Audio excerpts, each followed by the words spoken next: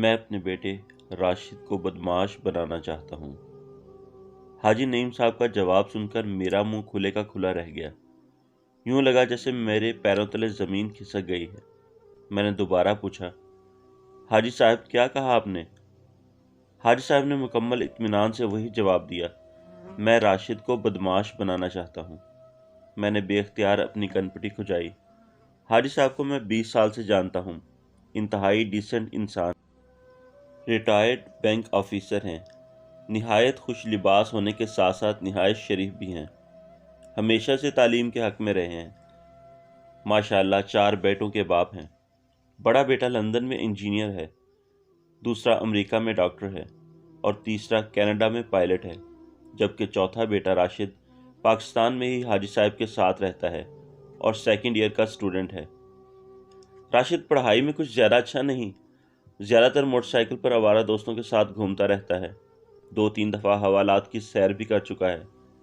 پتہ نہیں کیوں حاجی صاحب اس کے بارے میں سب کچھ جانتے ہوئے بھی پہلو تہی کر جاتے ہیں۔ آج اتفاقاً حاجی صاحب سے ملاقات ہو گئی تو میں نے پوچھ ہی لیا کہ آپ راشد کو کیا بنانا چاہتے ہیں۔ حاجی صاحب کا جواب میرے ہوش اڑانے کے لیے کافی تھا۔ ایک ایسا باپ جو خود بھی تعلیم یافتہ ہو اور 3 بیٹے بھی بیرون ملک نہایت پرکشش عہدوں پر کام کر رہے ہوں اور ویسا جواب دے تو چونکنا تو بنتا ہے۔ وجہ پوچھی تو بے اختیار ہنس پڑے۔ یار اس کی بدمعاشی کی وجہ سے میرے بہت سارے مسئلے خود بخود حل ہو گئے ہیں۔ ویسے بھی کم بخت ہے تو آوارہ، لیکن سستے جذبات اس میں کوٹ کوٹ کر بھرے ہوئے ہیں۔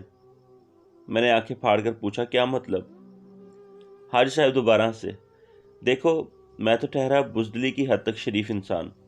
بجلی کا بل پورا بھرنے کے باوجود جب لائن مین مجھ سے آ کر مشکوک انداز میں کہتا تھا کہ آپ کا میٹر کیوں آہستہ چلتا ہے، تو میں خوف زدہ ہو جاتا تھا اور قسمیں کھانے لگتا تھا کہ مجھے کچھ نہیں پتا۔ اس پر لائن مین اور زیادہ شیر ہو جاتا اور دھمکی دیتا تھا کہ اگر اسے کچھ پیسے نہ دیے گئے تو وہ اوپر شکایت لگا دے گا، جس کے نتیجے میں نہ صرف میٹر کٹ جائے گا بلکہ لاکھوں روپے کا جرمانہ بھی بھرنا ہوگا۔ میں ہر دفعہ اسے بلا وجہ خوش کرنے کے لیے 2000 دے دیا کرتا تھا۔ اس بات کی خبر میرے چھوٹے بیٹے راشد کو ہوئی تو اس نے اپنے انداز سے لائن مین سے بات کی۔ فائدہ یہ ہوا کہ لائن مین خوف زدہ ہو گیا اور اب جب بھی آمنا سامنا ہو تو سلام لے کر چپکے سے نکل جاتا ہے۔ بازار میں ایک دفعہ ایک موٹر سائیکل والا غلط رخ پر آ رہا تھا، سیدھا مجھ سے ٹکرا گیا اور الٹا مجھے ہی گالیاں دینے لگا۔ راشد میرے ساتھ تھا۔ اس نے موٹر سائیکل والے کو 2 تھپڑ لگائے اور موٹر سائیکل والا بے اختیار میرے قدموں میں گر گیا۔ تم نے دیکھا ہوگا کہ ہمارے ہمسائے اکثر اپنی گاڑی ہمارے گیٹ کے عین سامنے لگا جاتے تھے۔ میں نے 1-2 دفعہ ان سے گزارش کی کہ ایسا نہ کیا کریں، کیونکہ پھر ہمیں گیٹ کھولنے میں بڑی پریشانی ہوتی ہے، لیکن انہوں نے الٹا مجھے برا بھلا کہا اور باز نہیں آئے۔ راشد نے ایک ہی دفعہ ان کے دروازے پر جا کر کوئی بات کی، اس کے بعد ان کی گاڑی کبھی ہمارے گیٹ کے سامنے کھڑی نہیں ہوئی۔ اب ہنسنے کی باری میری تھی۔ میں نے کہکہا لگایا، تو گویا آپ 3 بیٹوں کو اعلیٰ تعلیم دلوانے کے بعد چوتھے بیٹے کی بدمعاشی انجوائے کر رہے ہیں۔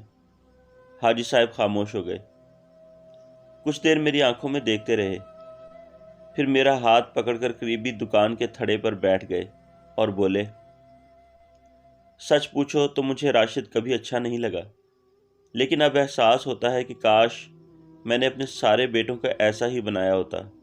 میں نے جس بیٹے کو بھی اعلیٰ تعلیم دلوائی وہ مستقبل بنانے ملک سے باہر چلا گیا۔